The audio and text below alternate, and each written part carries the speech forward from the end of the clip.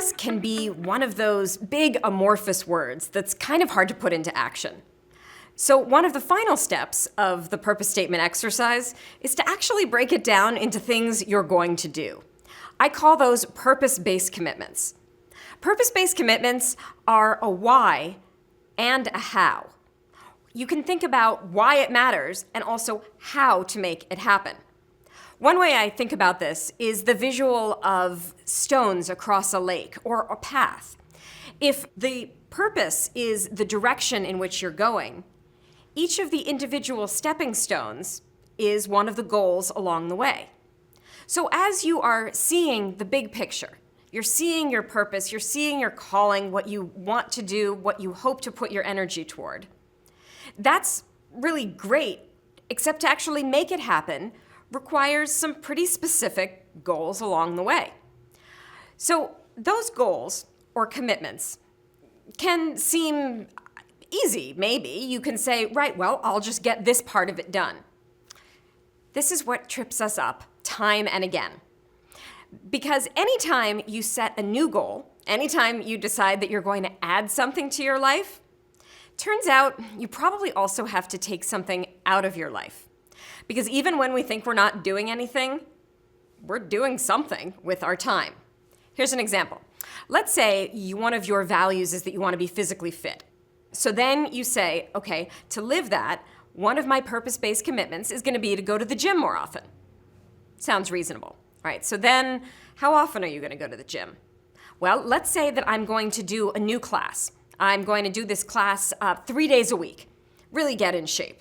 So maybe that class is an hour, and it probably takes you maybe 15 minutes to get to the gym, 15 minutes to get home.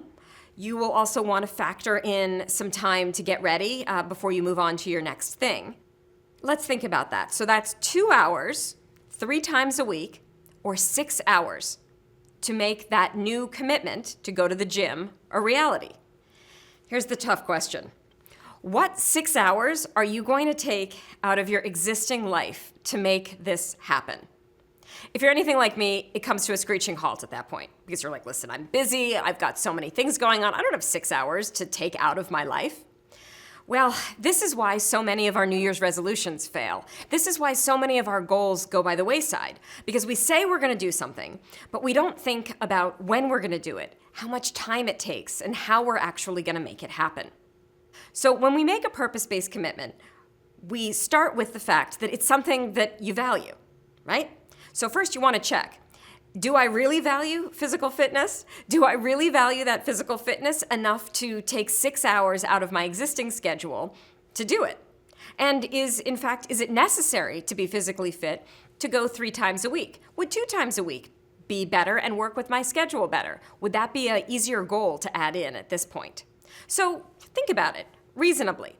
Then let's say you say, no, really, being physically fit is one of my core values. I want to do it to play with my kids more, to be healthier, to have more energy for all the other things in life that I love. So if it's one of your values, then the idea is you're going to have to make time for it. So I encourage everybody to do a time diary. This is where you all pretend like you're a lawyer and you're billing out your time in 15-minute increments. Do it for a week. It's not particularly fun. In fact, it's actually kind of tedious. But what you do is write down everything that you do in a day in 15-minute increments, and you block it all out. Don't lie. This is not the time to be lying to yourself about what you actually do with your time. Nobody has to see it. Just write it all out.